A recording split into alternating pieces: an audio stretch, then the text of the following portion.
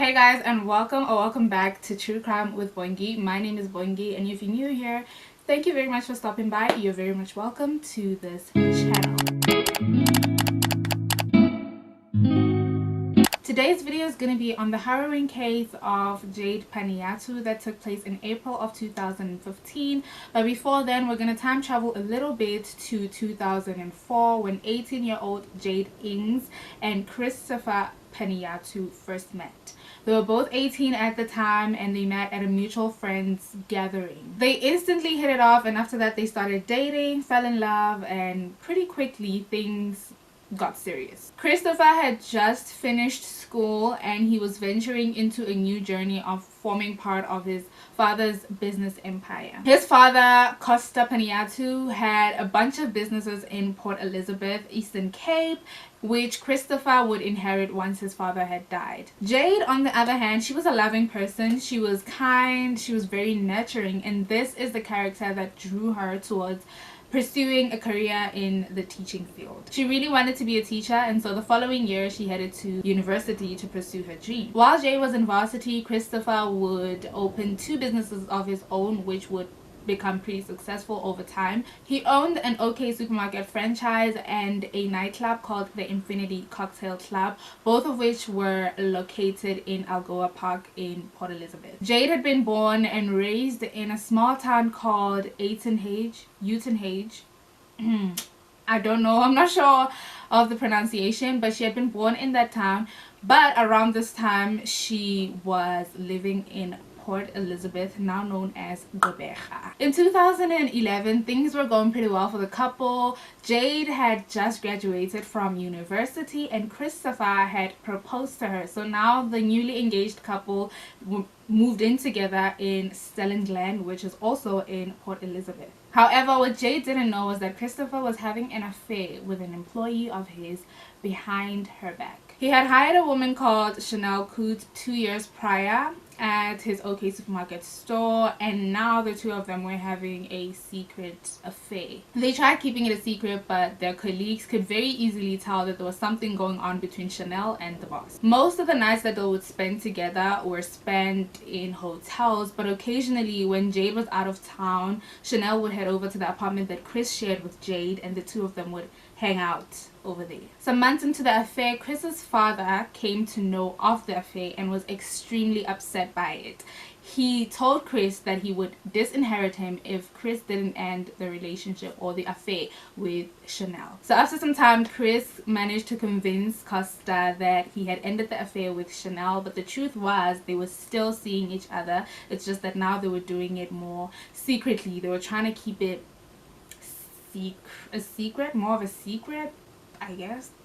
They just continued having their affair. It's just that they told Costa that the affair was over. Meanwhile, this entire time, Jayde knew absolutely nothing about the affair. This affair would not only continue then, but it would also last throughout the years.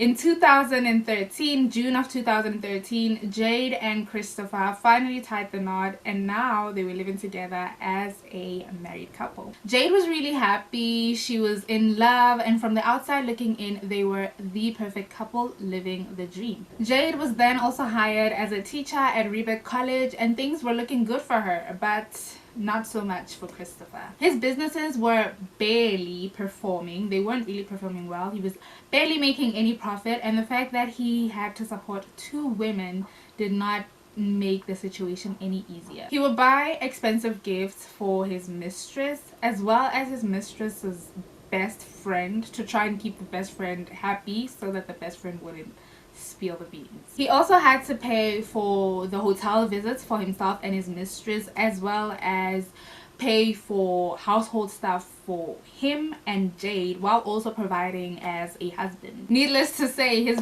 bank account was suffering. He had way too many expenses and needed to cut at least one. Like, he had little income and all these expenses to cover, so he obviously had to let one go. And the obvious choice for me and you is obviously the mistress, but I guess not so much for Chris. So to try and keep his businesses afloat, Christopher started putting all his time and energy into his work. He would spend long hours at work, and although his mistress would still get to see him, Jayde was suffering. Jayde was starting to feel really lonely. Her loneliness was no secret to people that knew them, and they also knew that Jayde was feeling lonely because Christopher was barely at home, and when he was emotionally unavailable and just pretty much dismissive of Jayde. He seemed a little distant. Jayde would try all that she could to try and get Christopher back to how he used to be, but nothing would work. He just didn't have the time for her anymore. This would go on for years, and Jayde would write diary entries and letters to herself about how lonely she felt in her marriage. And then suddenly, in April of 2015, Jayde Panayiotou disappeared. On the morning of the 21st of April 2015, Jayde's friend Swanepoel was on her way to fetch Jayde so that they could drive to work together. This was the usual routine, as they would drive to work together every time. They would basically just alternate between the weeks. Jayde would drive one week and Charisse would drive the other, but essentially they always drove to work together unless one of them was not feeling well. On this particular morning, it was a little bit drizzly outside and Charisse was also running late, so she sent Jayde a message and told Jayde to wait for her inside. But Jayde responded that it was fine, she didn't mind waiting outside, it's fine, it's okay. So Charisse then drove to a petrol station, and after that she sent Jayde a message saying she's on her way, but unfortunately that message would not go through. About 10 minutes later, she arrived at Stellan's land, but Jayde wasn't waiting outside like she had said she would. So she sent her another message to inform her that she had arrived, but that message also didn't go through. So then she decided to call Jayde, but then she discovered that Jayde's phone was actually off. She then called Chris to ask him where Jayde was, but Chris sounded extremely confused. So then he buzzed her in, and when she got to their house, their apartment, she started looking around for Jayde. She realized that Jayde's handbag and laptop were not in the house, meaning that Jayde had taken her stuff and left the house like she had said she would. At this point, they realized that Jayde had gone missing, and that's when Christopher called Jayde's parents, Jayde's family, and informed them that Jayde was missing. The whole family then drove out to Port Elizabeth to help look for Jayde. They started by driving around the complex just looking for her because that was the last place that everybody knew she was. But unfortunately they couldn't find her, so when they didn't find her, they decided to head over to the police station to report Jayde missing. They also contacted the Pink Ladies organization, and the Pink Ladies posted Jayde's missing person flyer on Facebook. They all then looked for Jayde all through the day and all through the night with no luck whatsoever. However, the police did get a lead that very night. They found that Jayde's card had been used at an ATM in Kwanobuhle, so they decided to head over to Kwanobuhle to search for Jayde. At some point during the search in Kwanobuhle, the police heard some gunshots in the vicinity of the area that they were looking in, so they decided to head over to the direction where they had heard the gunshots. They searched, but unfortunately it was way too dark and they couldn't see anything. So at around 10 to 11, they decided to stop the search and just decided that they will continue again the following morning. The following morning, the search continued, and this time there were men on the ground and there was also a helicopter searching for any clues from up in the air. After some time of searching, the police on the ground received a notice from those in the helicopter that they had spotted something in the bushes.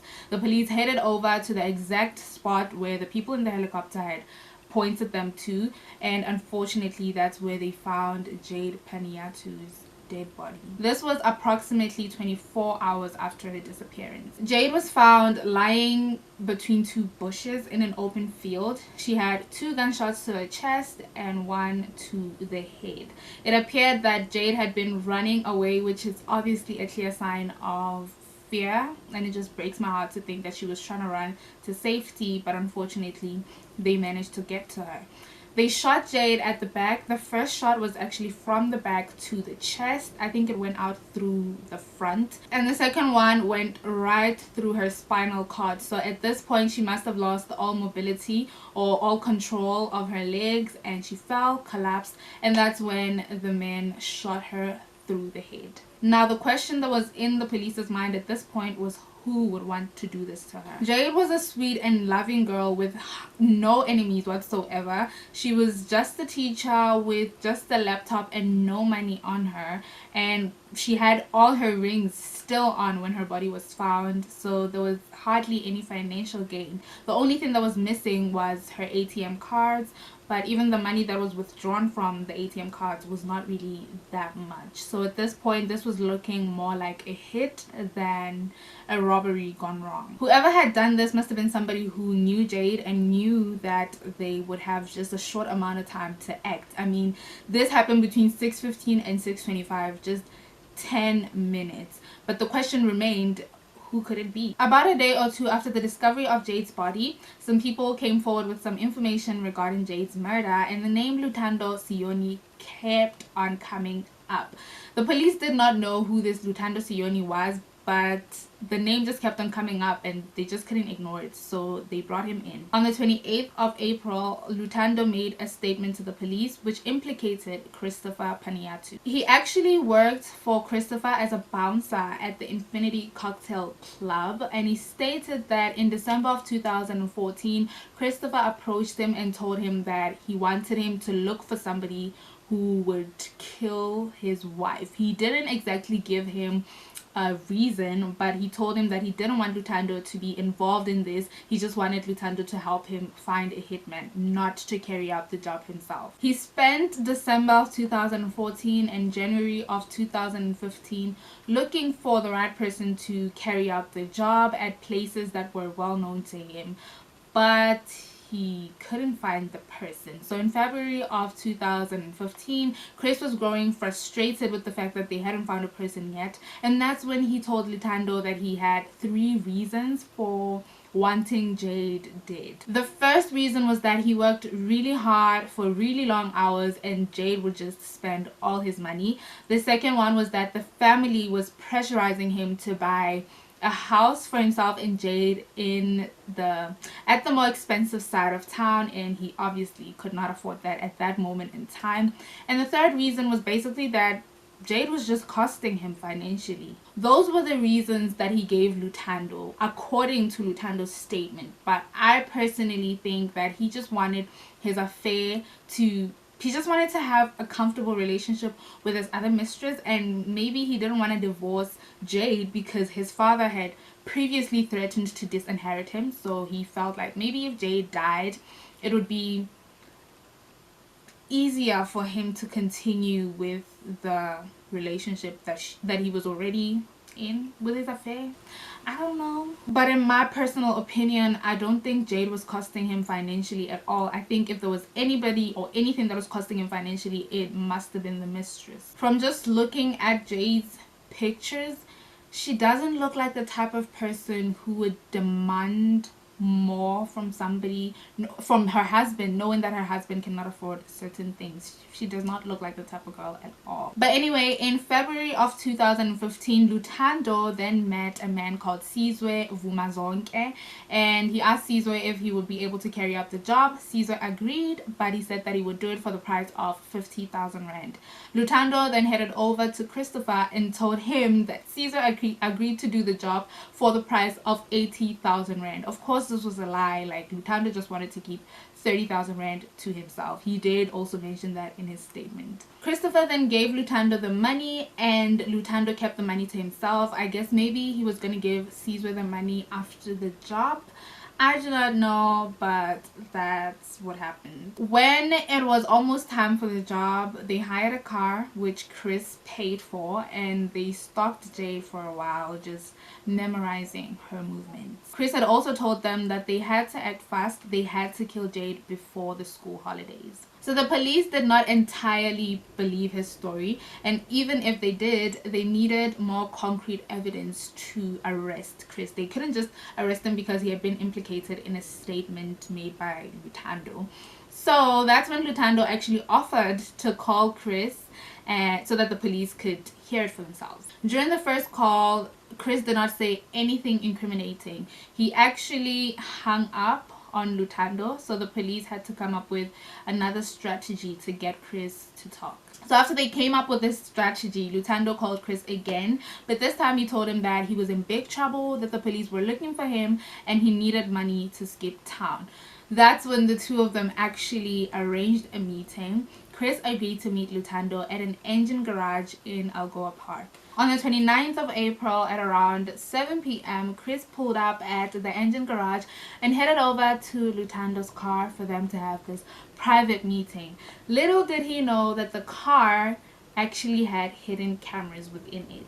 He was actually really suspicious, and he checked if Lutando had any microphone, if Lutando was wired up, but he didn't know and he didn't think about the cameras at all. The entire conversation was recorded. It was taped, camera taped and everything, and it's available online, but I'm gonna show you guys a short clip of how the conversation went. He asked Lutando if the police had asked anything about him, to which Lutando said no. He then gave Lutando some money and told him to lay low for some months up until this whole drama had settled. While in the car, he kept referring to the shooters as these boys or those boys, which gave the impression that he didn't know who they were, but he definitely knew of them. My family, just was this thing. I didn't know that it's gonna be like this. I thought it's gonna be easy. Yes, but why did they say to you when they fetched you the other day? They fetched me and then they asked me questions. Eh? What did they ask you? Fucking questions. Eh? Fucking questions. Tell me. Nothing serious, boys. Did they ask you if you were involved? Yeah, sort of something like that. So what did you say? No, I lost their way though. Those were stupid ones. So where did they take you to? Oh, they did place. We went to, what do you call this? There, in the police station. Yeah. From there, they wrote my statement. So, like, they were asking. And then, in my mind, it came like, you told me you were going to be investigated. Yes. Yeah, so I was ready for that. Yeah. But I was not ready. So why are you running away? Now, they keep coming to my house. Did you take your phone anywhere?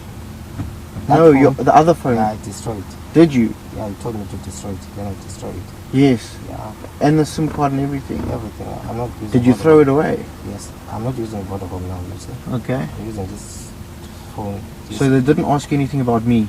No. Or if I'm involved with anything? Yeah, but I haven't. They asked you. Eh? Haven't they asked me yet? Yes, they asked me, but now you've been phoning me all day and they're tracing my phone, don't they? So yeah. No, don't trust me now. No, I'm just checking. So after evaluating the whole video, the police decided that this was enough evidence for them to arrest him. Jayde's family also watched the video and they were actually really heartbroken. They had let Christopher into their family. They had accepted him and they actually thought that he was a really good guy for their daughter. Little did they know that he was such a horrible monster.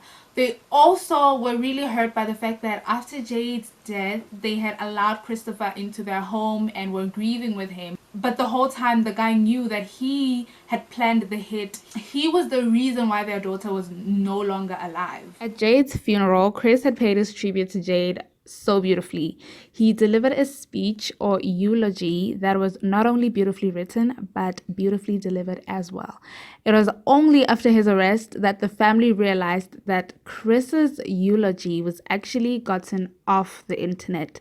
It was actually called My Sweet Wife's Eulogy, written by Charles Atkins. He was looking them in the eye and crying with them, but he knew that he was the guy behind this entire thing. On the 3rd of May 2015, Sizwe Vumazonke was arrested after he had consulted a Sangoma for some cleansing, and he came clean to the Sangoma. He told the Sangoma everything, and the Sangoma was actually the one who led police to him. The police went through all 3 suspects' cell phone records, and through the cell phone records they were actually able to arrest 2 more suspects, Sinetemba Memembe and Zolani Sibeko. The phone records indicated that Christopher was the mastermind while Lutando was the middleman and Sizwe Swanepoel and Zolani were the hitmen. Chris did not communicate with Sizwe at all. All communication was between himself and Lutando, and then Lutando would communicate with Sizwe. Chris did not know anything about Sizwe, just as much as Lutando did not know anything about the boys which Sizwe had organized. So they were all arrested and charged with Jayde's murder, but Zolani Sibeko was charged with being an accomplice because even though he was there during the preparations and everything that happened before the murder, he was not present at the time of the murder. So yeah, he was an accomplice. Sizwe Vumazonke would go on to die before trial, and the only people who would be able to stand trial would be Christopher, Zolani, and Swanepoel. During the trial, the prosecution relied upon the footage that had been taken in the car, the cell phone records, the tracker in the car that they had hired, as well as Lutando Sioni as a Section 204 witness. Now in South Africa, we have what is called a Section 204 witness. I'm pretty sure all countries have this type of witness. It's just that in South Africa, it is governed by Section 204, while obviously the sections may differ in other countries. A Section 204 witness is a witness that was involved in the crime but stands a chance to be indemnified if he answers all questions put to him honestly and frankly. The procedure adopted when the prosecution calls a Section 204 witness to the stand is that the prosecution will inform the court of the offense in which the Section 204 witness will incriminate himself of. He will do this before the witness testifies. The court will then inform or explain to the witness that he is obliged to answer all the questions put to him frankly and honestly, even if the answers to those questions will incriminate him. And if and only if he answers all the questions frankly and honestly, may he stand a chance to be indemnified and discharged from prosecution in relation to the offense in question. This was the deal that the prosecution had with Lutando Sioni. However, when Lutando took the stand, he changed his story completely. Maybe not completely, but he stated that he had been threatened and that the police actually beat these words out of him. So he didn't actually mean anything that he said. He was actually threatened and tortured and so obviously him doing this completely took away the chance of him being indemnified. So now he was to be tried and prosecuted as well. The defense argued that the video footage taken in the car, which was now the primary evidence, the big fish, was inadmissible as evidence because they claimed that it had been obtained in an unconstitutional way. But upon deliberating on the argument from the defense and the prosecution, the judge ended up deciding that the video was actually admissible as evidence. At this point, the whole defense case basically went to shit because they were strictly relying on the argument of inadmissibility to win the case. Zolani Sibeko was found guilty of conspiracy to murder and he was sentenced to 15 years imprisonment. And Swanepoel Memembe was found guilty of robbery with aggravated circumstances and murder, and he was sentenced to life in prison. And the big fish here, Christopher Panayiotou, was also found guilty of murder and he was also sentenced to life imprisonment. After his incarceration, Chris kept on trying to appeal his sentence and conviction, but in August of 2019, his final appeal to the Constitutional Court was denied. Lutando Sioni was the last one of all of them to be prosecuted because his trial obviously didn't take place at the same time as Christopher Panayiotou's trial. He was also found guilty of murder and conspiracy to murder, and he was sentenced to life imprisonment in November of 2021. Yeah, and that brings us to the end of today's video. Like, I want to talk more, but my camera's battery is doing this it is doing this, meaning that it's just about to switch off. But that brings us to the end of today's video. I hope that you guys found this video informative. If you did, don't forget to hit the like button and also subscribe to my channel, and also comment down below which other cases you would like me to do. Next month we're having a serial killer September. I'm gonna be doing, every video basically is going to be about a serial killer that I don't know, that I find fascinating. I'm sorry. That I find fascinating or interesting or whatever. But anyway, serial killer September, every video in September is going to be about a serial killer. This month every video was about a female in South Africa that fell victim to the epidemic that is gender-based violence, that is femicide.